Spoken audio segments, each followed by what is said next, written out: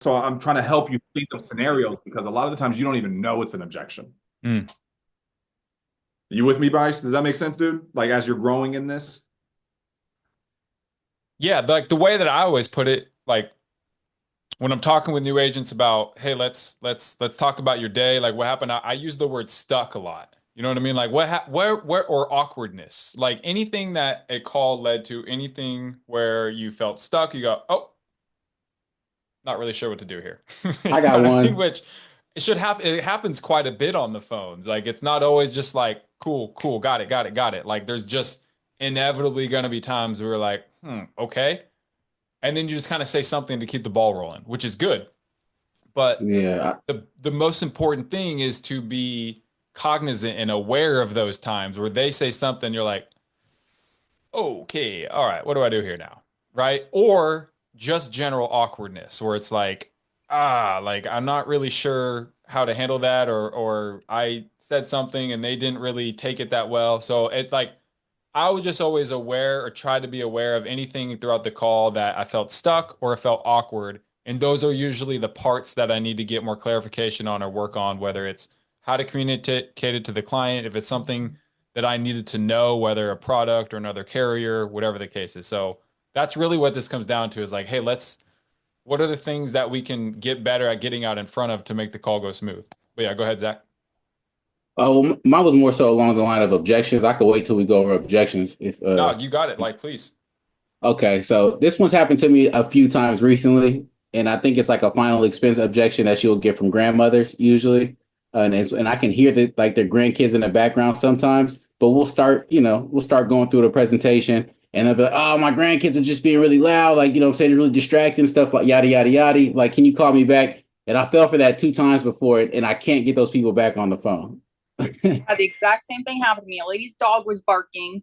Uh-huh. She's like, "Oh, Baxter's got to go outside." I was like 2 seconds away from getting her credit, or not her credit card, but her banking information, and I cannot get her back on the phone again. I was like, "How did we get this far for this?" And I was thinking, Bryce, I know I'm probably gonna say something around the same lines. It's like I think I just been kind of giving up a little too early because I can't hear the grandkids, and I'm pretty sure that she is watching them. But they've been running around, and she's not probably gonna stop doing what she's doing to like watch them. She's just watching an eye on them. So I probably should just answer my own question and be like, not a problem. I could definitely hear your kids and grandkids in the background. We're almost done here. It's only going to take about 5 to 7 more minutes for me to go ahead and give you this information that you requested or some shit like that. Yeah, totally. Dude, really good because that type of stuff, yeah, like it's not always this perfect environment where a client is just sit down, buckled, you know what I mean? Just like ready to talk to you. Like, let's be real, we're calling people when they're just going throughout your day. Like, I got two kids. 80% of my day outside of me being in this office, if you call me, like, okay, Genevieve has called me a few times. You probably hear the little crying going on. Like, I'm literally feeding a bottle and while I'm answering her. You know what I mean? So, like, for the most part, my day is crazy outside of this office. You know what I mean? That it'd be like, it tough to be on a phone call. So, I totally get it. So, the first thing that comes to mind when you guys say that is kind of going back to what Dom was talking about the other day with when he would like just calling things out, right? So when he went into the home and the guy went out to shake his hand and he only had one finger, he was like, "Yo, what happened to your hand?" Like if you hear the dog talking in the background instead, or the kids going on in the background, like let's acknowledge it, right? So first of all, like acknowledge it. Hey, so what kind of dog you have? Nice. Sounds like it's got a lot of energy. It probably keeps you protected. You know, like just first of all acknowledge it. Okay, how many kids you have there? It sounds like you have 75. Do you run a daycare? You know, just like something about noticing that it's there, right? The second is this. Um, knowing that your chances of getting them back on the phone like drastically dwindle each time you have to set another call. I would rather have this call go a little bit longer because they got to go handle some stuff than to try to work on getting them back on the phone. So there's not like a perfect answer to this, obviously, but I'd rather go, hey, go ahead. If you got to go put Baxter outside, set the phone down real quick. I'll wait. No worries. Hey, if you got to go, just kind of go tame those kids. Like I totally get it. Like I got a couple kids myself. I know how it is. Just set the phone down. Go do what you got to do. I'll wait for you. No worries. So they're kind of like appreciate it, right? So I would rather Same thing with banking. Like, hey, I can't find my banking information. I got to dig through a whole bunch of piles to go get it. Like, people won't grab their banking, their um, current policies, a lot of stuff because I don't know where it is. I got to go find it. Blah blah blah. No problem. Go ahead. Like, that'll be important. So I'll just hold on a sec. Go ahead and grab it. One of the best ways to handle. I need to think about it. Hey, cool. Just set the phone down. Go ahead and think about it. I'll be right here. So like Hmm. acknowledging like we're not gonna drag this off to multiple calls. And if you've ever had somebody like the call was going good, but then something happened and we couldn't continue the call, but we set up another call and they didn't answer that second call, if that happens to you one time, the first thing that should be going through your mind is, all right, what can I do to get this all done in one call? And sometimes that means we gotta be a little bit patient, right? Or we gotta be a little bit flexible on this call to not have this be a multi-step deal. So that I think that's what I like for those two scenarios. That's the first thing that comes to mind that I would do is just I acknowledge it, make a joke about it, let them handle it, and then have them come back. Appreciate that. I definitely think addressing the elephant in the room will like lighten it up and give that freedom to be like, oh yeah, I can definitely hear little Timmy real quick. Go ahead and make sure Timmy's right. I'll be right Yeah, here. I got all day. huge. Hey, that piece that you're speaking of like you own. All right, it's all good. But Sonia, we don't mind. All right, it's all good. But that awareness of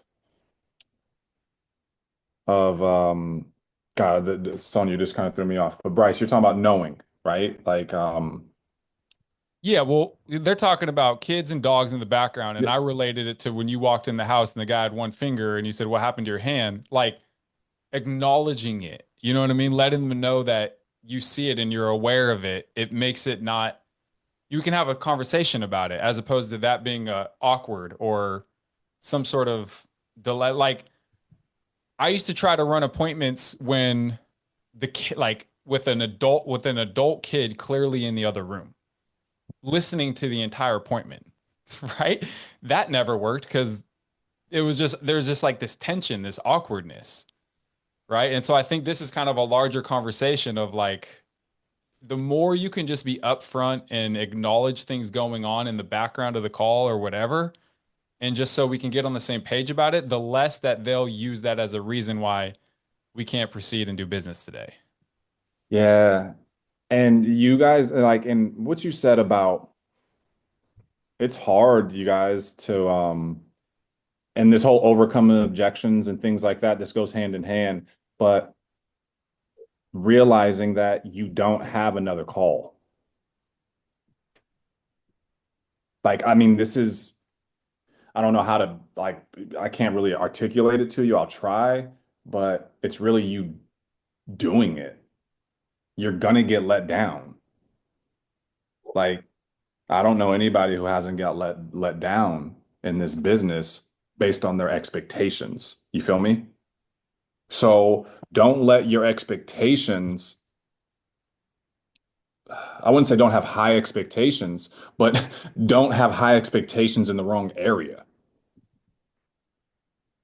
This is like I think you Yep. like. Well, I have these appointments. Are they told me that now you're like really high and you're gonna fall straight on your face. But sometimes you can just fall straight on your face to realize, damn, why did I let Tina get off the phone? She just told me that like she was walking her dog and she wanted to call me later. And I said, okay. Do you know what I mean? Or they said that they were, the ace, the cable guy was on the way over and they had to get some stuff figured out. And for some way, shape, or form, you assumed, Danelle, that the cable guy was more important than the life insurance. Mm.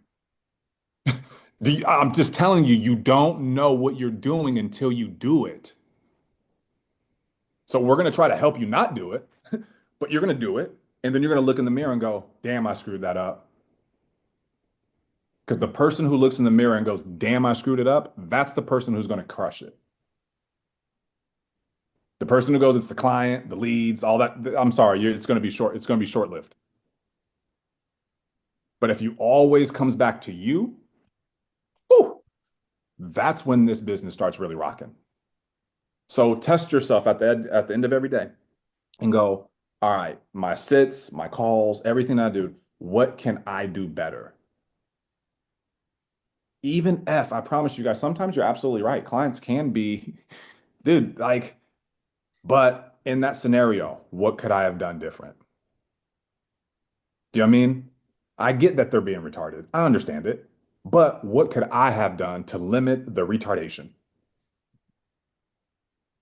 You with me? And I know it's 2025 and people don't say retard and stuff no more, so hopefully like, nobody's offended. But damn, like, come on, you guys know what I mean. Okay. Like, you're like, oh my God, I can't believe you said that. Like, come on, dude. We grew up calling people retards. Relax. All right.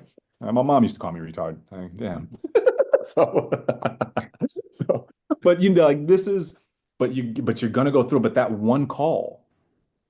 See, people hear one call close, and I want you to go through all your sales. Anybody. I want Lacey, Zach, everybody on who's been selling a good clip, 10, 15,000 plus a month. And count up how many people are on that issue paid that you called the second, third, fourth time. And I don't need to hear about the one or the two. Let's get real. Make sense? You with me, Darren? And the folks who aren't at that 10, 15, 20 yet know that you got to adopt that now. You got to really dive in and go, I got one shot. I got to give everything I got, and not being pushy or thirsty. You know what I mean? Like that's not what we're doing. I don't. My clients don't ever think that like, oh my God, he needs to pay his bills to do this today. No, I just got a lot of people to see, and I get 400. See, here's oh God, this is good. This is what helped me when I started. Okay. A lot of you guys have like 30, 40, 50 leads in front of you, 100 leads. You got to convince yourself that you got 10,000. You got to convince yourself that you got so many people to see and so much shit to do that your clients will never perceive of you being thirsty. So when my clients say, hey, I got, hey man, like, no, man, I got like 400 of these a day times 7, that's 2,800 a week. And that's just me. If I don't get to you today, we'll never call you again, by the way, just so you know. Never. You got today, right now, you picked up, or we're never going to call you again. And if they go, great, you'll never call me again. I don't care. Does that mean we're not going to call them, Zach? No, I'm still going to call them. But I know I got one shot. So let me give it all I got on this one. Too many people try to give what do they say, extend the olive branch to their client. Yep. I'm like, you're tripping, dude. Like, don't do that. Don't try to be like, well, no. You're the important person in this scenario. Their problem is important, but you're the one who can solve it. Okay. And who knows, like, well, no, I don't want to get this cancer treated today. Why don't I just come back next week? All right, let's see how that works out. Who does that? If the doctor says it's time to start chemo, it's time to start chemo. Now you're like, you're being extreme. I know, I've been there. I'm extreme. And when you think extreme, you get extreme results. You cannot live here in the middle. You can't be here. You can't be lukewarm. You have to live there because if I'm extreme and my clients are here, maybe I can get them here.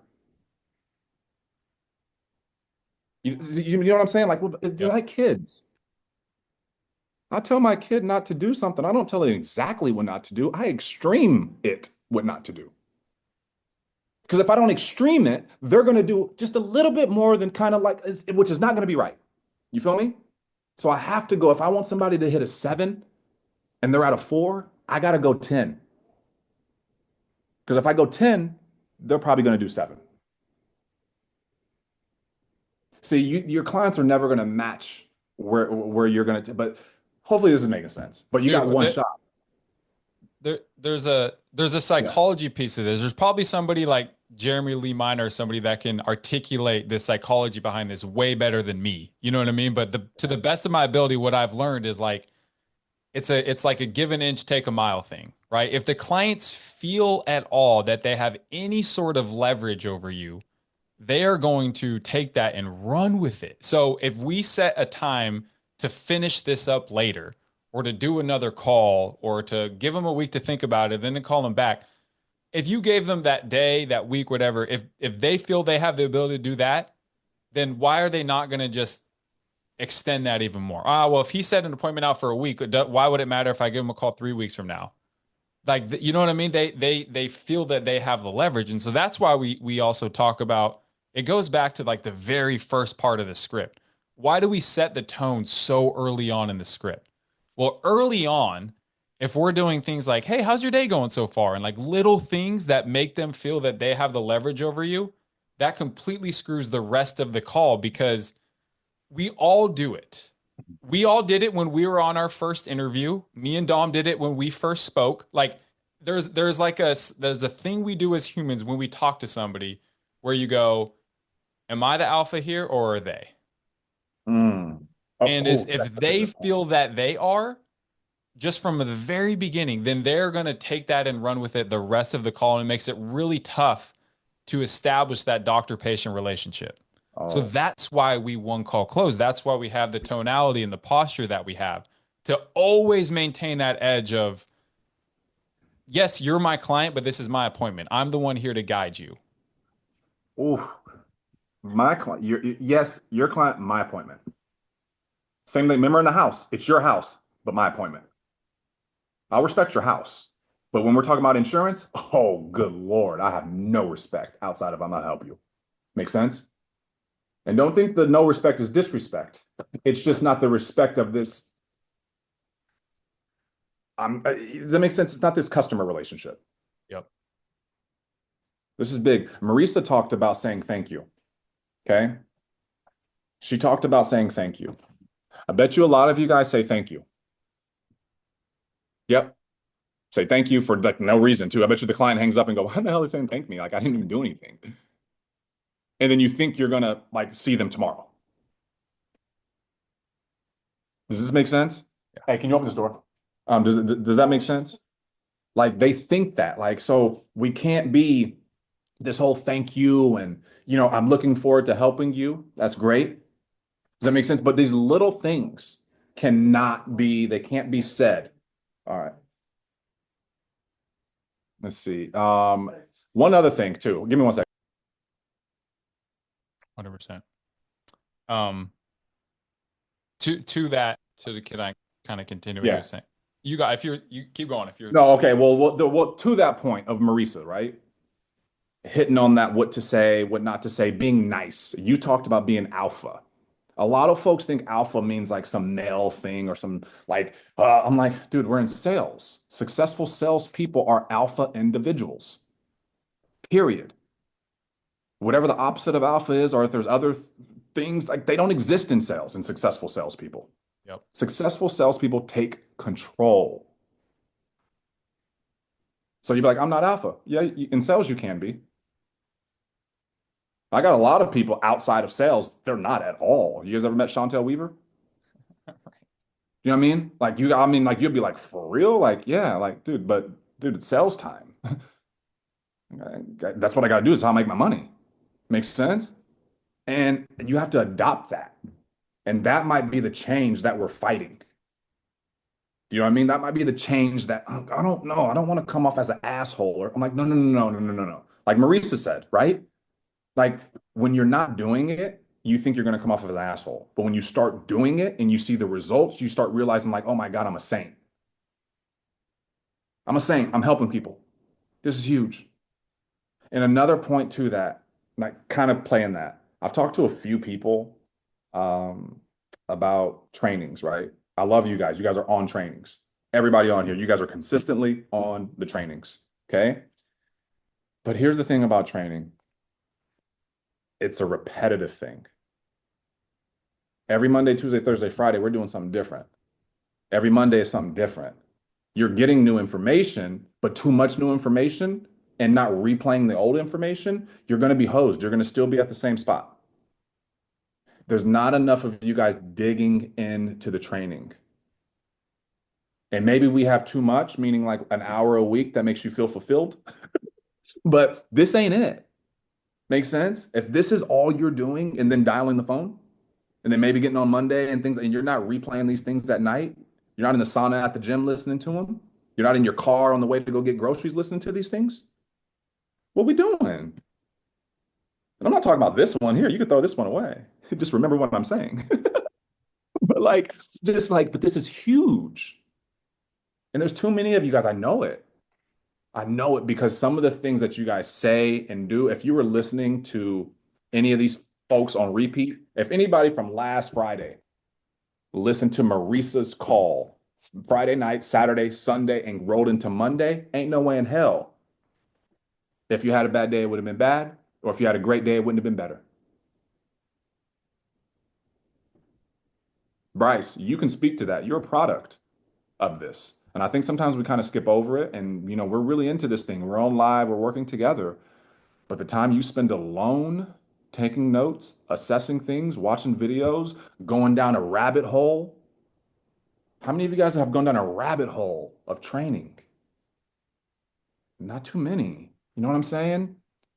So I implore you, I encourage you to be an entrepreneur. Makes sense? An entrepreneur, they do things on their own.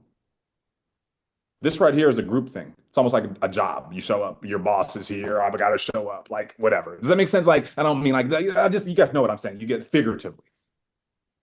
It's the work that you do when nobody's around that gets you where you want to be. I used to be able to repeat Sean Mike's words on his calls because I listened to them so much. I knew when he was going to snort his nose because he had sinus problems. If you like my stuff, you're probably like, damn, like how many times is he going to say, do you know what I mean? Like you'd be like, damn, Dom says that a lot because you heard me so damn much. You with me, you guys? And I give this energy because I want you guys to know that like you can have this. We can go over objections and stuff like that, but I promise you guys that you start diving in, and I can tell when we get on here, there should be a lot more questions about trainings that you saw. You should get on here and go, hey, I heard Wiley Hawkins talk about this. I heard Zach Twardowski talk about this. I heard Michael File talk about this on a training. Can you guys explain that to me? But nobody's coming to us with that type of stuff because we don't know what's going on in the league. Makes sense? We're not doing a scouting report. Speaking sports, sorry now, I'm sorry. But is this making sense? Can anybody relate to that? I was talking to is Kylie, are you on here right now? Yes, I'm up here. Okay. Have you taken any of that advice? Because I know we spoke about this probably about a week or so ago. Plus. Yeah, I'm sorry. I'm in Virginia. I'm going to that lock-in, so I'm checking into my hotel right now. Check you out. See, look at her. Love that. That's somebody who just like, I'm at a lock-in. I was just at a lock-in. And she gets on here and she's the one, she got questions all day. All day long, questions about her business. Boom, boom, boom, boom, boom, boom, boom, boom, boom. So how has that helped you? Because you weren't doing much of that before. Meaning the training and the videos. I'm sorry. If you are in a good place to respond. Say that one more time. When we talked about the trainings, what were you doing before? What was your training regimen before we spoke last week? What were you doing? So I increased my my activity, and then I started watching like the video we did with KG, just watching the training videos that we do every Friday with people who are like top producers and stuff like that. Those are the good ones. I love it. We're gonna hit something. We're gonna hit on some shit Monday, Tuesday, Thursday, but Friday, dude, we got folks who come in here and give heat. Very specific to where we are as a group, too, by the way, if you haven't noticed. Every call is very on point to where we are. Just repeat those things. And the next thing you know, you'd be like, who's my mentor? YouTube. Right? Like, it makes sense, but like, so I promise you guys, like just dive into it. You'll find your favorite person. And next thing you know, and it's the craziest thing, but like I know Bryce, it's crazy as hell. Like you can go on YouTube right now and put in Bryce Evans and just see a ton of shit. And it's like what you've done for other people is the same thing that was done for you. Yep. You know what I mean? And I want that for everybody on here to say, you know what? I may not, even if you don't build this massive team, if you do, great, I'm here with you. But even if you don't, and you're selling at a high level, we want you to share what you're doing. Because somebody, Genevieve, is going to relate to the way you deliver what you're doing. And you'll be on their repeat list all day long. Be like, gee, I just been listening to your stuff. All you like, dude, I don't even know you. But yeah, yeah. Because that's what it is. And you see people that get on stage, it's what they say. Yeah, I watched this video. You know how many people come up to me and go, hey, dude, you taught me the phone script? And I'm like, dude, I don't even know you. They're like, yeah, dude, I just saw you on YouTube. Other teams take like our trainings, like our phone trainings, and just give it out to people. Zach Twardowski goes, dude, I don't even train my people on script. I just send them your videos. I was like, sweet. I don't make an override. Make sense? Like, but it's the best business ever, is what I'm trying to say. 10 years ago, we couldn't do that. Like we had, specific training, but luckily I work with Sean and we had really good training. So we didn't really even want to hear from nobody else. But the great thing about this company is that everybody's a product of Sean Mike. So everybody's going to have that edge. Everybody's going to be talking that good shit. Make sense? Everybody. There's nobody in this company that I'm like, Genevieve, you shouldn't listen to them. Dude, if they're selling $50,000, $60,000 a month and they doing handstands and selling damn policies, you should do it. Does that make sense? Like, I don't give a damn. You're like, Dom, their script. I was talking to Lacey. She goes, yeah, I talked to Rami and Marisa. They gave me a script. I'm like, dude, you can use any. I don't give a damn. Does that make sense? And anybody who says you got to do it my way, I don't care. No, hell no. You got to do it the profitable way. Whatever way ends up profitable for you is what you should be doing. And if this isn't turning into profitability for you, that doesn't mean it doesn't work. It just means that you're not getting enough information to make what we're saying make sense. You know how many times Sean said stuff to me, made half sense, quarter sense, then I heard somebody else say the same thing and go, oh shit, that's what he was talking about. But y'all don't hear nobody else. So you just hear us. Does that make sense? You know what I mean? So that's why it's so important you get on these things so you connect the dots. Just start connecting them. Because this is your profession. So I tried to articulate it as best as I could. Was that okay? Yeah, I mean, the word for that is obsessed. Like, there you it go. Takes an obsession. I don't know how to help somebody create a consistent and profitable income from this business if you are not obsessed. And does that means working, like doing the work? But I think the best thing and again, like I say this and, be clear, like there are so many people that sell way more than me and sold way more than me, compared to when I started. But for me personally, I can say the best thing that I did for myself was replace any other sort of books I was reading, TV I was watching, really anything else I did for fun or entertainment in my spare time with YouTube from FFL. So any podcast I was listening to in my car got switched to FFL specific stuff. I think you hear Sean Mike talk about this a lot. Like he's very intentional with everything he says and does. And he talks about like, I don't read books, which he reads books. Don't be clear. But he wants you to stop worrying about all this other stuff out there and focus on the thing that's going to make you money. And where everybody on this call is at right now, what's going to help you the most make you money is very specific insurance sales stuff. Like if I were you guys, I would not stop the book you're reading, stop the shows you're watching for right now. Now, be clear, like eventually, yeah, it drove my wife nuts for a little while. It was my girlfriend at the time, now my wife. Like no more, I wasn't watching, games. We weren't watching any shows, like all that type of stuff. She was like, what the hell? I'm like, I got to figure this thing out. Like, I got to get good at this. And so I Chromecasted FFL YouTube onto our TV. She was like, I'm going to go watch stuff on my iPad. Like, I took over our entertainment center with freaking Easton Padden talking about, senior mortgage protection. You know what I mean? So like, they're just, and this was after I got back from the field at 8 p.m. So I had my whole day and then I came back and I watched YouTube on the TV instead of watching, the Laker game or whatever.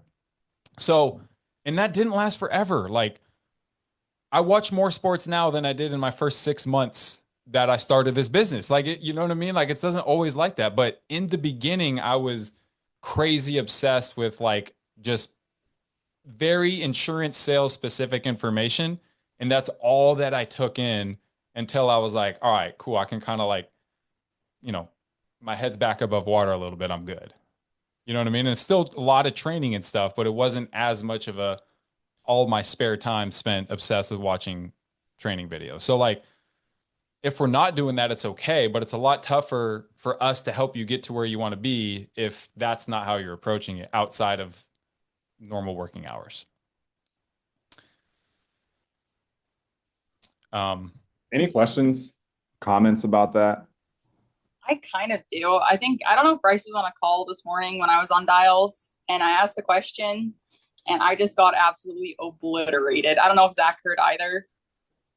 I just asked if a 37-year-old with cancer has any options whatsoever, and the entire dial room just lit up on me for not being on an actual call and asking a question.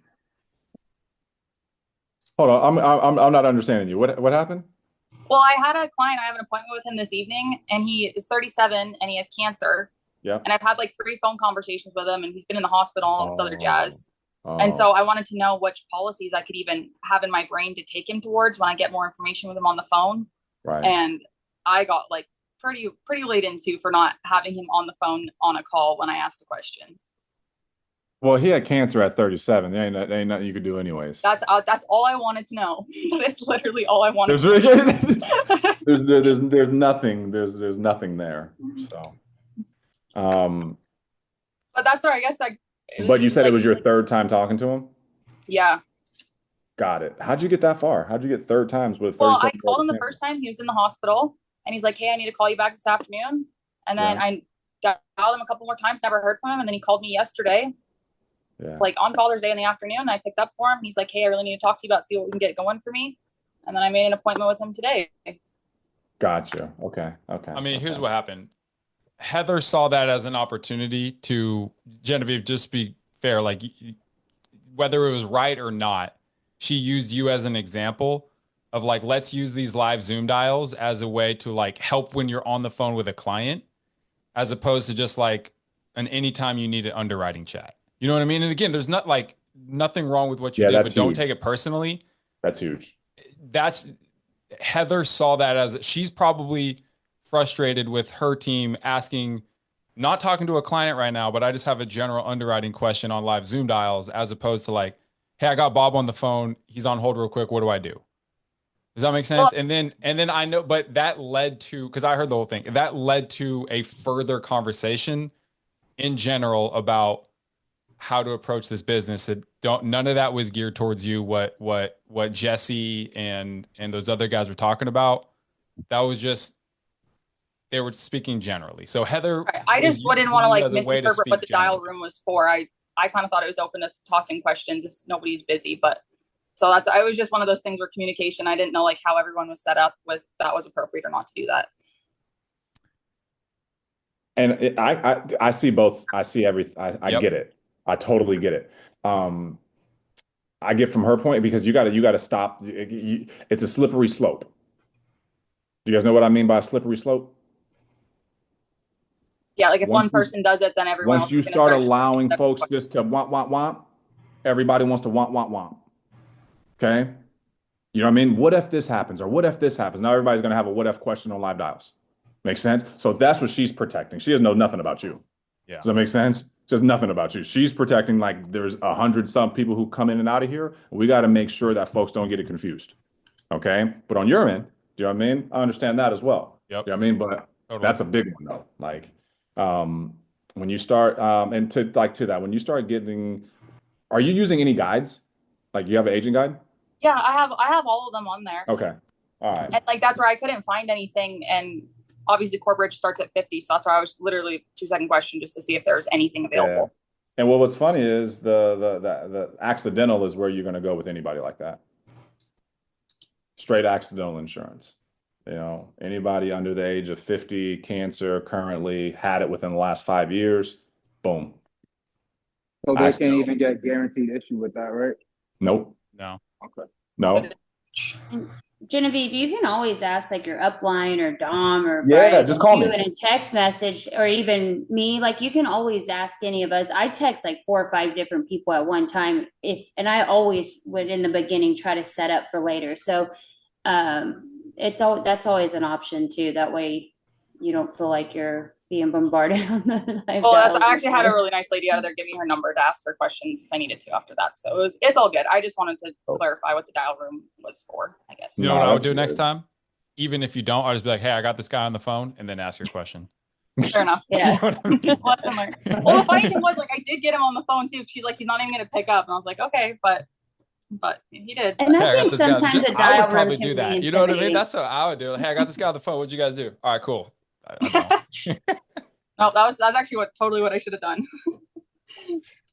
Hey, Bryce, what's the website?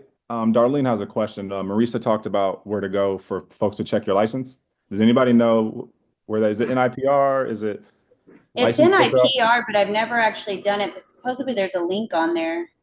She just I said think to it's- Google, like you just Google the state's Department of Insurance. You know Right. what I Yeah, mean? she said, like, Texas look my Department of license up Insurance or something. producer lookup. Because Yeah, they'll all that's- kind of use some different platforms. Right.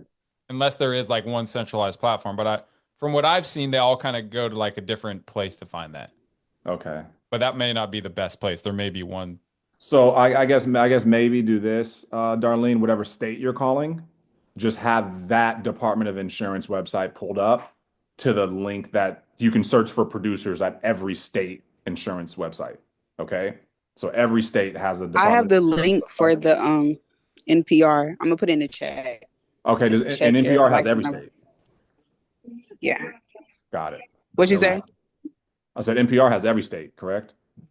Yeah, because I That was sounds able right. to I was able to pull it up, and it'll give you like the directions on how to tell your client to pull it up. Okay. I'm gonna good put it in the stuff. chat. All right, right on. Thank you. Good question, Darlene. All right. Stuff. All right, we got a few minutes. You guys have any specific objections or anything you want to work on or scenario you want to talk about? I don't have an objection, but I have a quick question. Can you convert a term to a whole life through America without any like super specifics? Like, is it just like a yes or? Meaning they have a term with America already? Can't hear her no more. Can y'all hear her? I lost your audio. No. Oh, Mhm. we can't hear you. Something that's weird. I have no clue what happened. Yeah, just dropped out.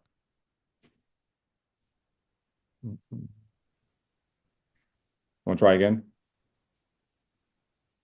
Any luck? Yeah. There you go. Okay. Yeah. Like say you're like somebody can only like afford like a term policy right now, and they think like, hey, like later on I want to go to a whole life. Is that Yes. something that? Okay, but do they need a health check again Yes. specifically? Okay, Yes. so it's going to be a whole new policy. Say like he's like 40 right now and he wants another one at 60. It's going to be he's going to have to redo that policy at 60 years old then. If you wanted to convert it to a whole life? Yeah. Yes. Yes. Yeah. Only times you're going to run into conversion problems, and Kaya actually had one the other day. She had a client who already had an Americal policy, okay? And she wanted to replace it with another Americal policy. They won't do that. Okay. So if you have somebody with the same carrier, right, even if you can improve their situation, it's like they had a policy that was the old Eagle Premier, Bryce. Mm-hmm. Now we got the new Eagle Premier. Yeah. That ain't gonna work. And I know it sounds like it would make sense, but it's all in the same house. We can't be shifting chairs in the same house. Does that make sense? So they'll decline it on you. All right. So those, but you won't run into stuff like that a lot, but it's good to know. It's good to know. I think Darren just had a guy like this the other day, and I know like this is something me and Zach talked about when he was first getting on the phones a lot, is like if somebody has a term, I'm just crazy over the top assumptive that they're getting out in front of having their permanent coverage for when this term expires. Because if he's had this thing for 13 years, he's then since developed diabetes, has a heart attack. For many reasons, there's no way he's ever getting anything close to the same like price per coverage than he has with a term. And if he has 10 years left, like I'm not going to talk about replacing that term. He's not going to lose out on $250,000 of potential money going to his family if he dies in these next 10 years. Right. Right. So we're just like, we're talking apples to oranges here. So were you looking into insurance because you have some and you were looking to add more? Or do you not have any set up yet? Yeah, I got a term. Got it. Okay, cool. So I'm assuming you were looking to get out in front of it and already have your permanent coverage set up, right? Oh, Like dude, that's how this I is always approach anybody that has a term, unless we find out later that they're like got an annually renewable term and their price is jacking up. Does that make sense? So like yeah. I'm not talking about conversion or canceling. It's just like cool, keep your term, but when that expires, you just already want to have your permanent stuff squared away. And then of course you just want to make sure by the time you get to numbers, because their perception of price per coverage for insurance is based off a term, we just kind of got to revisit it and be like, all right, now again, this is a completely different type of plan. What you have now, $50 for 250,000, you got it when you were 23 and in perfect health. This is permanent coverage. You're 17 years older. You got some health stuff going on. So for all those reasons, is we can't have the same perception of price per coverage. Does that make sense, Bob? Yes. Okay, cool. So for 20,000, it's going to be 150. You know what I mean? Like, because if we just give him flat out numbers, he's going to be like, yo, whoa, I'm paying 25 for 250. What is this? You know? So, but I know I just kind of went down a rabbit hole. That's like where my brain No, goes that's when I good. hear that. But like, that's how I would approach that. It's good. I think you're going to learn a lot about different policies. Um, Questions like that, Genevieve, are great questions to have. Like, and I know some of these things you know, I remember I used to have questions does the like can you die with like does anybody know, do you guys know that the cash value when you die, like what happens with the cash value when you die with whole life policies? Do you guys know what the answer to that is? It's gone. Is gone. Correct. Okay. My assumption when I started was that they had the cash value. I just assumed. Do you make sense?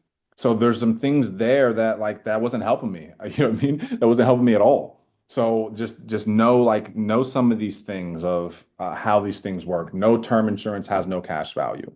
You know what I mean? Know that at the end of the terms, the price goes up like crazy. Like it goes up so crazy because they don't want the person to keep it. And the only way they keep it is if they already have something that's life-threatening and they know I can't get more insurance.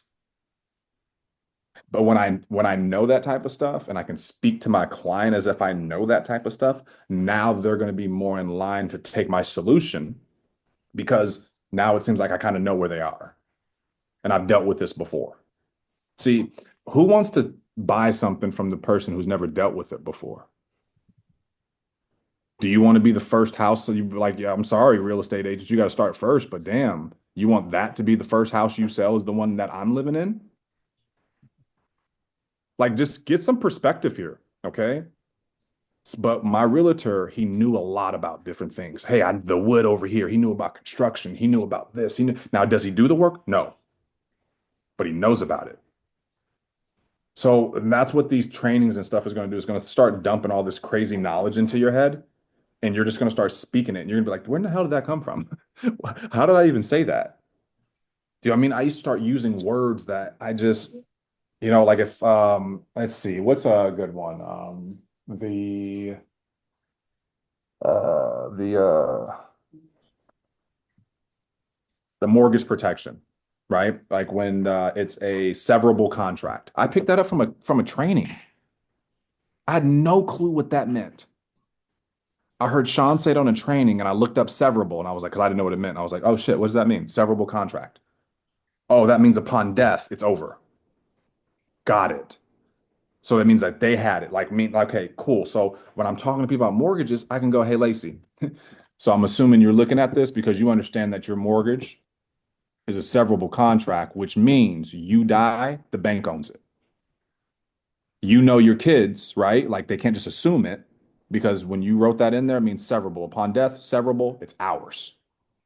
So I'm assuming, Lacey, that's why we're talking because you don't want the banks to come in here and take what you've been working your ass off to have for your family. That type of like, I know what's going on is going to get my client to go, I rock with that guy. I rock with that guy. And now you have it. Severable contract between you and the bank. Repeat it. You have it. It's in your bag. Make sense? And that's what these little word tracks, these little education things come in. Now, they're not going to ask me about like if there are any more questions about a mortgage. I'm not coming off as a mortgage professional. I'm coming off as an insurance solution professional who knows how mortgages work. And when you act like you know how, well, when you know a little bit about something and you come off confident with knowing a little bit about something, you know, people stop asking questions about it and they just assume you know all of it. But if I'm tiptoeing over things and at the beginning, oh, dude, now they're going to pepper me with questions and I don't have the answer. You got to get really good at having crazy confidence in little areas, little important areas. You with me? Veterans have knowledge on their stuff. Mortgages have knowledges on that. Final expense insurance have knowledge on the industry, have knowledge on what agents do. Have because if you do, you're going to come in a step ahead of everybody else who's just reading the script. What separates you from everybody else? We all get the same damn script, G.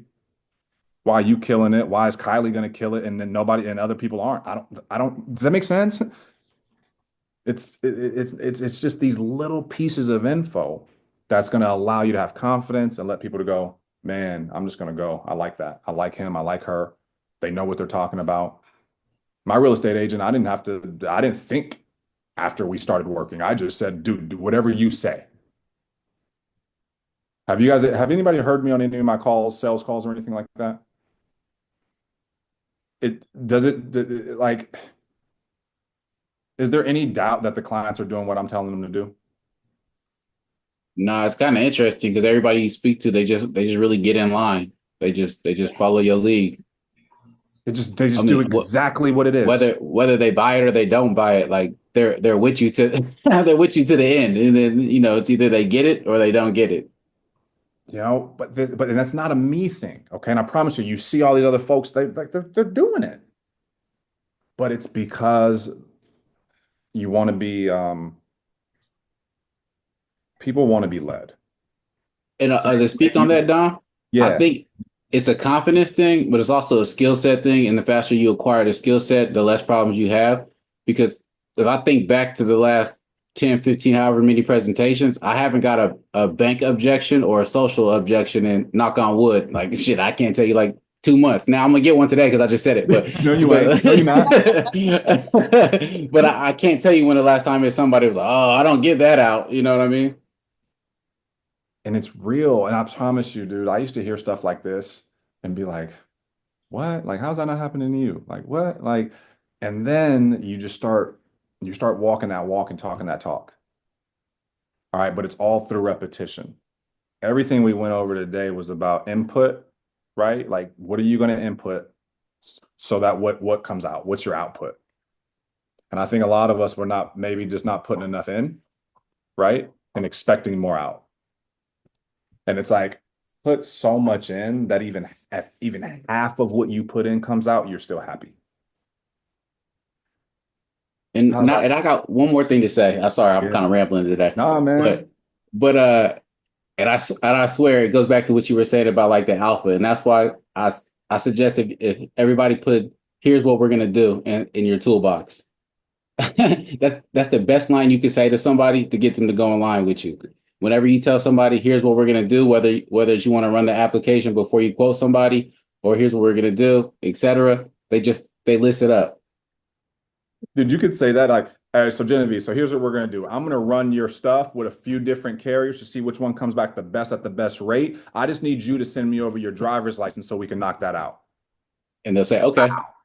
Versus, could you send me your driver's license so we can see if you qualify? And I'm gonna, and then we can see how much it is. And then, dude, now that's why you're getting the response you're getting. It's how you say things that gets people to move. But you got to say things the wrong and record yourself. Listen, play your stuff back. I promise if anybody on here is having troubles on the phone right now and you are not recording yourself, thank you. And you're not recording yourself, that'd be like me being in a slump in baseball and not watching film and just expecting to just go up there and just swing it. I'm just going to swing myself out of this. That's what a lot of y'all do. You just try to dial yourself out of the problems. I'm like, nah, just why don't you watch the film? Listen to it. You'll throw up. It's cool. That's good though. You need to throw up. You know what I mean? You need to listen to it and go, oh my God, I would never buy anything from me. And do it again. and do it again. And then eventually you'll be the person that you would buy from. Yep. And when you're the person that you would buy from, other people will buy from you too. Because you ain't gonna lie to yourself. You're not gonna hear your call and fake it like that would work. You know it ain't gonna work. You don't have to say it out loud. Makes sense? You don't have to send it to me, Bryce, nobody. Just listen to it yourself. And there's no way in hell you'll sit there and go, yep, I definitely no, I was hedgy on that. I wasn't confident when I said that. I kind of skipped over this. I didn't confirm that they got my text message. And you'd be like, oh shit. Damn, I wouldn't have. Yeah, me either. Cool. But what Bryce said, that wasn't even on this call. We were on another call earlier. Bryce talked a lot about self-reflection and this inner peace. Bryce, can you close with that? I really liked when you shared that with them earlier today about like what we're gonna do here, what this business does for you.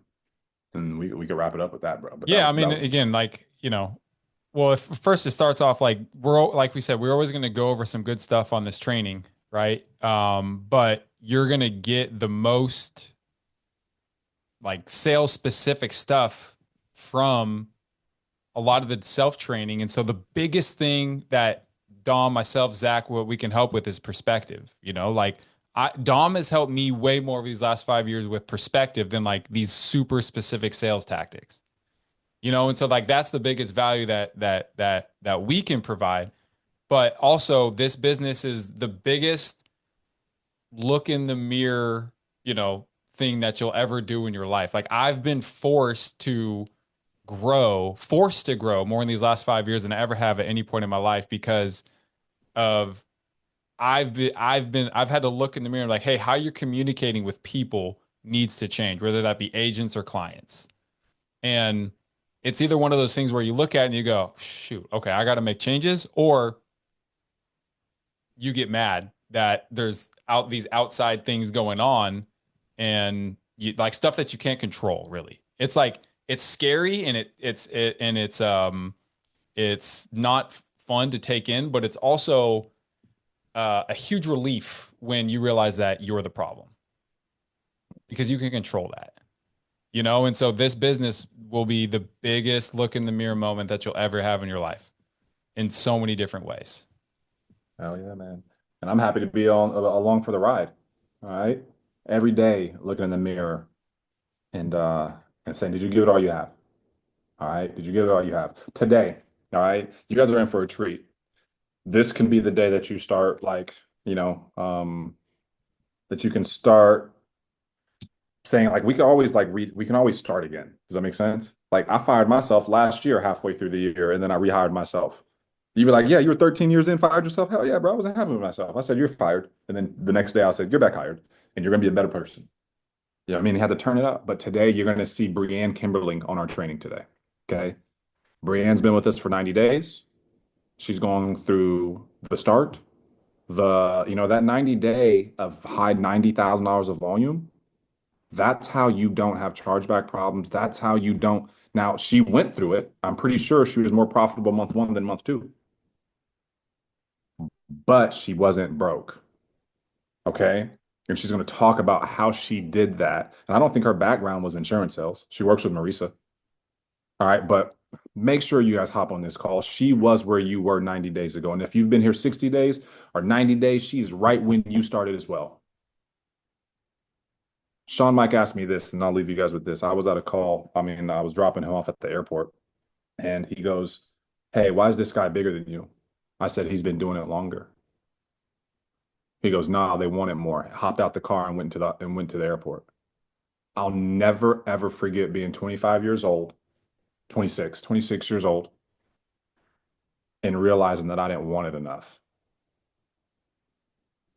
And I was telling myself these excuses of they've been doing it longer. She's been doing it 90 days, 90 G's. Some of y'all, she's been doing it less than you. Want. How bad do you want it? Hop on there at 3:00, 6 Eastern. Right now, we're going to be over there. Cheer her on. She may be the newest person to ever be on one of our Monday night trainings, to tell you the truth. Pretty close. 90 days. I think Lacey was on actually, so she's been there. There's only a few. You got to come in hot, but she's staying hot.